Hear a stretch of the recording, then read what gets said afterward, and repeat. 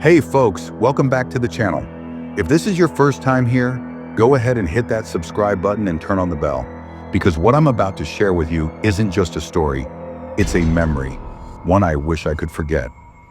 My name's Marcus Lane. Spent most of my adult life working cargo ships, mostly transatlantic. Paid well, especially the short runs between Charleston and Lagos. You meet some odd characters in this line of work, but I never believed in ghost stories. Not until 2021. Back then, I was broke. COVID had gutted the industry, and I hadn't pulled a paycheck in 6 months. So when I got a call for a last-minute engineering post on a ship headed from Charleston to Morocco, I didn't even ask questions. Just said yes, packed a bag, and met the crew the next morning. The ship was called the Odessa Star. Big, rusting thing, Soviet-built. Looked like it hadn't seen dry docks since the Cold War. As I climbed aboard, the first thing that hit me was the smell. Diesel and mildew with something sour underneath, like wet carpet and rotting meat. I asked the deckhand what the smell was. He just said, "Old boat." I should have walked away right then, but broke men don't have many options. The crew was small, 7 guys total. The captain was a grizzled man named Levchenko, barely spoke English. We had a bosun named Harris, a cook who never smiled, and 3 deckhands who kept mostly to themselves. I was the only American on board. We shoved off just after midnight. The first day was quiet. My job was basic: monitor the old diesel engines, keep the generators running, and double-check the ballast tanks. Nothing fancy. The cargo manifest said we were carrying machine parts, barrels of solvents, and crates of old electronics. Standard stuff. Nothing to raise an eyebrow.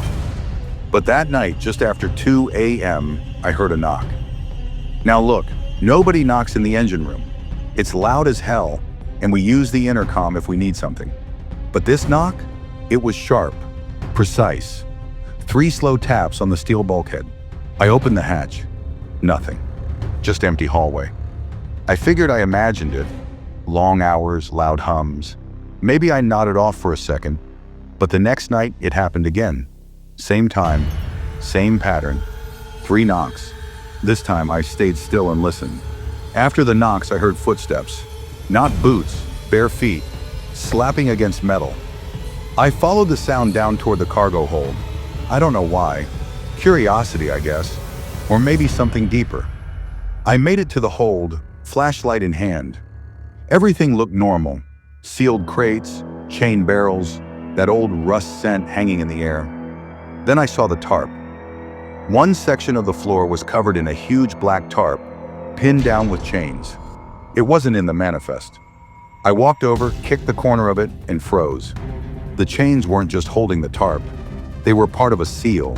Someone had welded metal sigils, weird symbols, into the chain links. I leaned closer.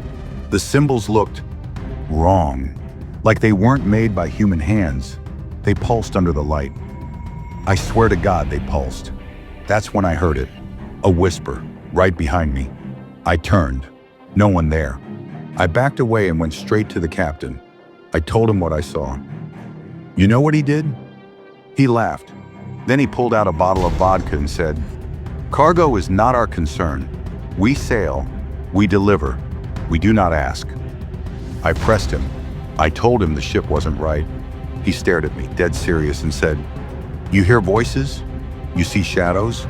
Do not answer. Do not follow." The third night we hit a storm. It came out of nowhere. Flat seas to 30-foot swells in under 10 minutes. The radar went dark. The satellite phone cut out. Even the compass spun in circles. The Odessa Star groaned like something alive. And then, the power died. Every light on the ship went black. Only the emergency beacons lit the deck in red flashes. That's when I saw it. There was someone, or something, standing on the bow. Tall, slender, no face, no clothes, just a silhouette. It didn't move with the waves. It just stood, perfectly still, watching. I screamed for Harris. We both ran to the bow. But by the time we got there, it was gone. Harris looked at me like I'd lost it, but I could tell. He'd seen it too. His hands were shaking. That night, 2 of the crew vanished. No blood, no noise. Just gone. By morning, the bosun was found in the galley, dead, eyes wide open, his body soaked in seawater. But the door was locked from the inside. No windows, just him and the floor, completely dry except where he lay. We searched the whole ship, every room, every duct, nothing. Just whispers, constant, like wind in the walls. They got louder every time we got close to the tarp. On the fifth night, Harris finally cracked. Said he'd been hearing them too. Said the ship had something chained below, something that wants out. He showed me his bunk.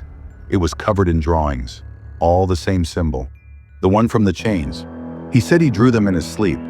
We decided to cut the tarp loose. It was stupid, I know, but we thought maybe if we saw what it was, we'd understand. We'd have control. We broke the seal. The moment the last chain hit the floor, the ship groaned. Not from stress, from something deeper, like the whole hull was disappointed. The tarp slid off by itself. Underneath wasn't cargo, it was a crate, 8 feet long, wood blackened with age, covered in wax seals and more of those symbols.